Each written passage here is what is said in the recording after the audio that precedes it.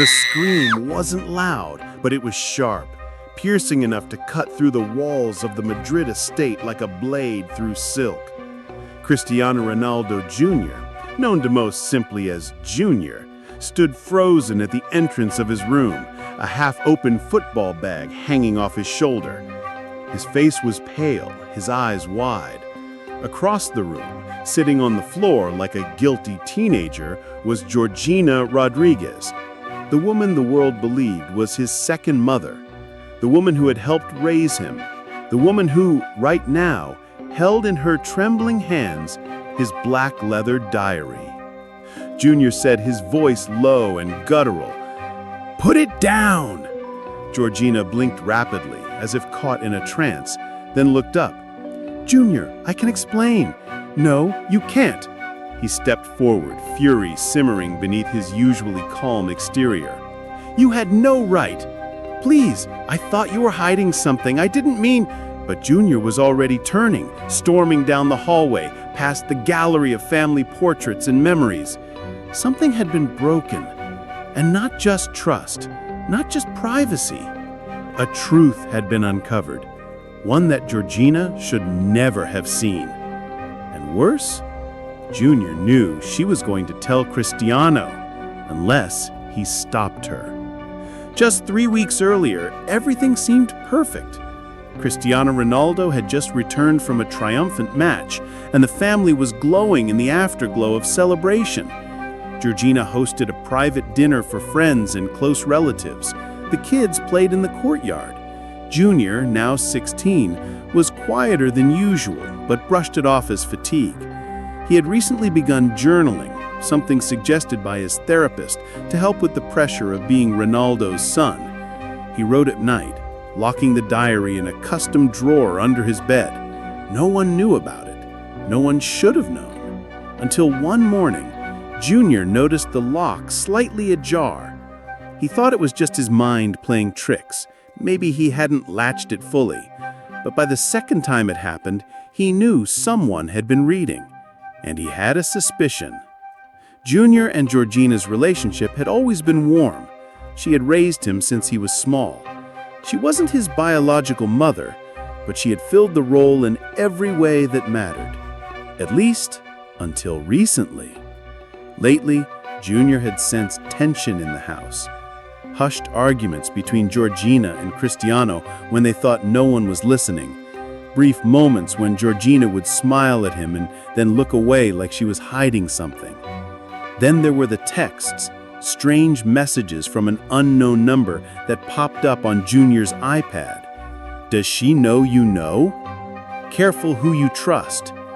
He had thought it was a prank, but now the locked door was disturbed. He decided to plant a trap. Junior bought a second diary, nearly identical to the original, but filled it with false entries. In it, he wrote about fake phone calls he never made, secrets he never had, and a mysterious plan he was working on that involved Georgina. He placed it carefully in the locked drawer and waited. 2 nights later, he left the diary unlocked and pretended to sleep. At exactly 11:47 p.m., the door creaked open. He heard soft footsteps, then the scrape of the drawer. Junior's heart pounded. Georgina was reading it. She stayed for 20 minutes, then left. The next morning, she was colder, distant. He saw her whispering to someone on the phone in the garden. Her eyes flicked nervously toward the house. Junior had confirmed it. She was spying on him. But why?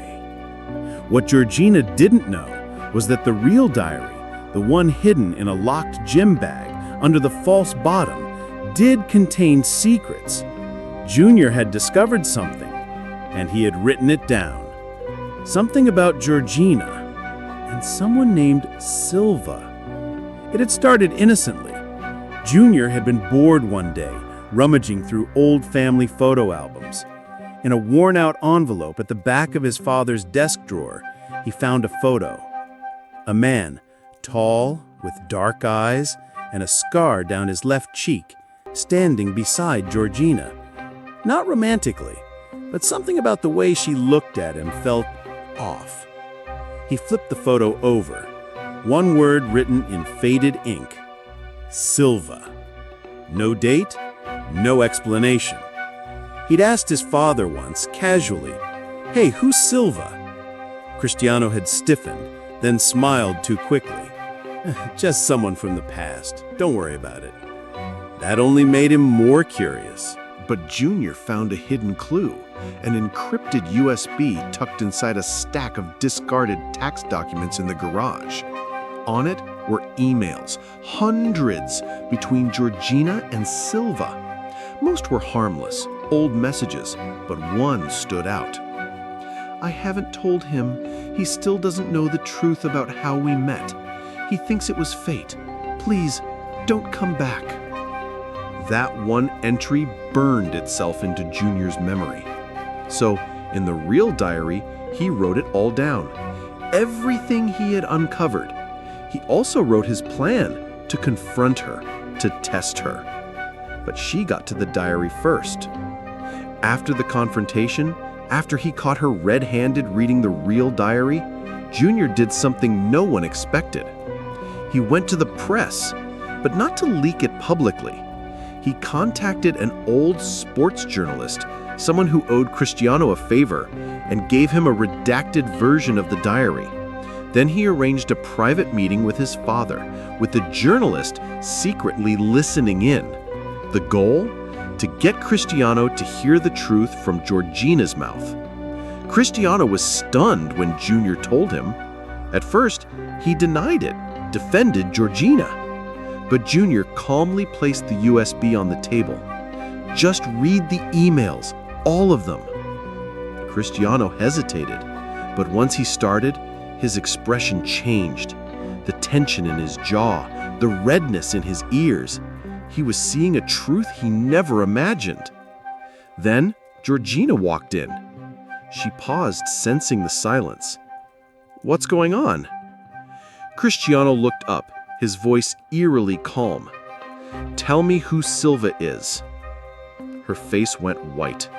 "Don't lie," Junior said coldly. "We already know." Georgina sat down, hands clasped. For the first time in years, she looked vulnerable, small.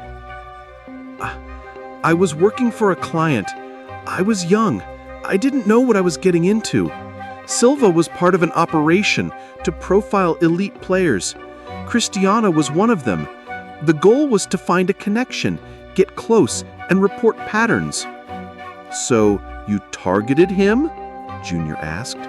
"No," she said, tears forming. "At first, yes, but then I fell for him. I fell in love. I stopped reporting. I cut Silva off. I buried everything. I swear." Cristiano's voice was a whisper. "And you never thought to tell me?" "I was afraid you'd leave me, that you'd never forgive me." Silence. Then Junior dropped the final blow. "I think the world should hear this too." He turned to the hidden mic. Georgina gasped. You recorded me? I trusted you like a mother. You violated that. Now everyone knows who you really are." The media storm exploded. Tabloids ran wild. Georgina's double life, target or true love? Paparazzi flooded the estate. Social media burned with hashtags.